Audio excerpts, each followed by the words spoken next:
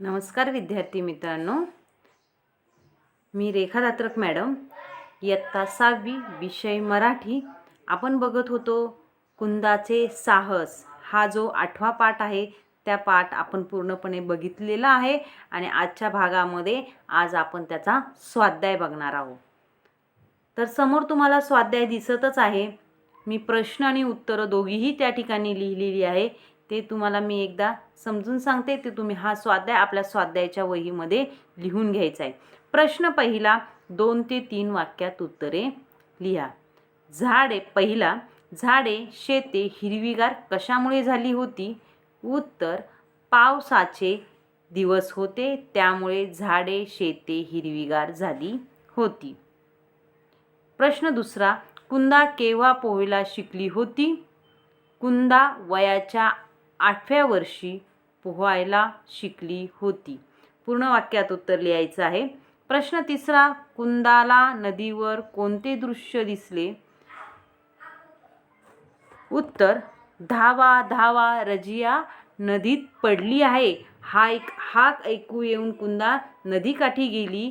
तेव्हा तिला आजूबाजूचे लोकांचा आवाज येऊ नदीकाठी धावत होते आणि गलका वाढला होता आणि कुंदाने पाहिले की रजिया पाण्यात गटांगळ्या खात होती आणि पाण्याच्या प्रवाहाबरोबर ती काय होत होती? वाहत जात होती. अशा पद्धतीने पुढे बघा. प्रश्न चौथा, नदीच्या काठावरचे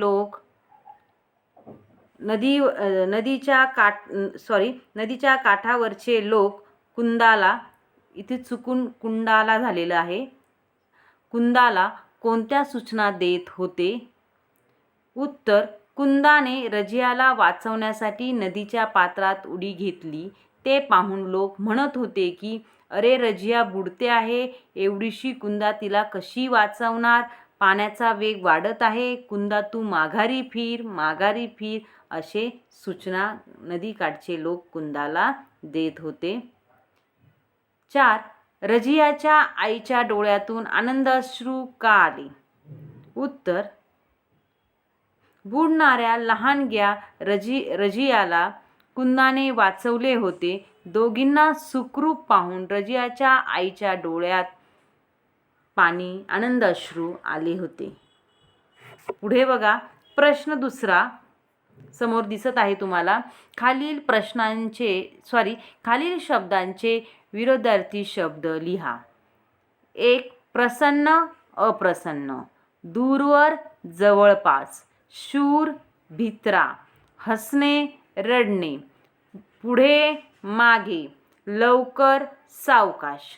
त्याच पद्धतीने प्रश्न तिसरा, पोहण्यामध्ये तरबेज असलेल्या व्यक्तीला जलतरणपटू म्हणतात. या प्रकारचे खालील शब्द वाचा व त्यांच्या योग्य जोड्या लावा. अ गट आणि ब गट. क्रिकेट खेळण्यात पटाईत, त्याला काय म्हणतात? वक्ता. क्रिकेटपट्टू या धावपट्टू, तर बरोबर क्रिकेट खेळण्यात पटाईत कोण? क्रिकेटपट्टू. धावण्यात पटाईत असणारा कोण? धावपट्टू. भाषण करण्यास पटाईत असलेला वक्ता. प्रश्न चौथा, खालील खेळ खेळण्यासाठी आवश्यक असणाऱ्या गोष्टी वस्तू लिहा. 1, क्रिकेट. क्रिकेट खेळण्यासाठी काय काय लागतं मुलांना? तुम्हाला माहीतच आहे, बरोबर, बॅट, चेंडू, स्टंप इत्यादी. कबड्डी खेळण्यासाठी काय लागतं? आखीव मैदान पाहिजे आणि आखीव मैदान किंवा आखीव व मातीचे मैदान आपल्याला कबड्डी खेळण्यासाठी पाहिजे असतात. फुटबॉल खेळण्यासाठी सर्वात पहिल्यांदा बॉल महत्त्वाचा, नंतर जाळी, पॅड. नंतर लिंबू चमचा खेळण्यासाठी आपल्याला कोणत्या वस्तूची आवश्यकता असते? चमचे आणि लिंबू. त्याच पद्धतीने संगीत खुर्ची खेळत असताना आपल्याला खुर्ची आणि त्याच्याबरोबर एखादा रेकॉर्ड प्लेअर किंवा आवाज देण्यासाठी, संगीत देण्यासाठी काहीतरी वाद्य पाहिजे असतं. विट्टी दांडूसाठी विट्टी आणि दांडू दोघंही आवश्यक असतात. लंगोरीसाठी काय? चेंडू आणि ज्या तुम्ही लंगोऱ्या म्हणून ठिंग्या वापरतात त्या आवश्यक असतात. पोहण्यासाठी काय फक्त स्विमिंग सूट आपल्याला आवश्यक असतो. बघा प्रश्न 5वा, कंसातील वाक्यप्रचार दिलेल्या वाक्यात योग्य ठिकाणी वापर करा. 1. शाळेची सुट्टी झाल्याबरोबर शाळेच्या मैदानात विद्यार्थ्यांचा टिंबटिंब वाढला. गलका वाढला का दंग होणे? नाही, बरोबर, गलका वाढला. परीक्षा असल्यामुळे मुले अभ्यासात टिंबटिंब झाली, दंग झाली. प्रश्न 6वा, आंतरजलाचा उपयोग करून भारतीय जलतरणपटू यांची माहिती घ्या. प्रत्येक खेळाडूची माहिती 4 ते 5 वाक्यांमध्ये लिहा. म्हणजे आंतरजालाचं म्हणजे तुम्ही काहीतरी गुगलवरून नेटवरून सर्च करायची आहे. जलतरणपटूची अशी माहिती 4-5 जलतरणपटूची माहिती आणि ती 4-5 ओळींमध्ये तुम्हाला लिहायची आहे. आता तुम्ही 7वा प्रश्न पण असा थोडा वेगळा आहे बघा. तुम्ही रझियाचे हितचिंतक आहात, या नात्याने तिला कोणत्या सूचना द्याल? म्हणजे तुम्ही रझियाच्या ओळखीचे आहात, कोणीतरी आसपासचे नातेवाईक, मित्र, मैत्रीण आहे तुमची, असं तुम्ही समजा थोड्या वेळ. आणि तुम्ही तिचे मित्र आहात किंवा मैत्रीण आहात किंवा बहीण आहात असं समजून तुम्ही तिला काय सूचना द्याल ते तुम्हाला तुमच्या शब्दात लिहायचे. काय सूचना द्याल?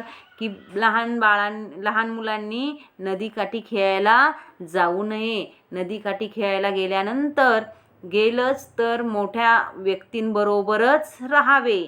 पाण्यात जाऊ नये. अशा कोणकोणत्या सूचना तुम्हाला द्याव्याशा वाटतात? जशी रजिया ही तुमची लहान बहीण आहे असं समजा थोड्या वेळ, आणि तिला काय सूचना द्यायची आहे हे तुम्ही आपल्या शब्दात लिहायचे आहे. प्रश्न 8वा, पाठ वाचून तुम्हाला कुंदाचे कोणकोणते गुण जाणवले ते लिहा. आता आपण पाठ शिकलो आणि ह्या पाठामध्ये नेमकं कुंदा कशी मुलगी आहे तुमच्या डोळ्यासमोर आलीच असेल. कोणते गुण आहे तिच्यामध्ये? म्हणजे एखाद्या आपण म्हणतो की ही मुलगी खूप चांगली आहे, तिच्यामध्ये असे गुण आहे, तर कोणकोणते? कुंदा साहसी आहे. कुंदाच्या अंगात तत्परता हा गुण आहे. धैर्यवान आहे, प्रसंगावधान आहे. असे त्या कुंदाच्या अंगामध्ये वेगवेगळे गुण आपल्याला दिसून आलेले आहेत. पुढे आपण ह्या पाठाचा स्वाध्याय इथपर्यंत बघितलेला आहे. हा पूर्ण स्वाध्याय तुम्ही आपल्या स्वाध्यायाच्या वहीमध्ये लिहून काढायचा.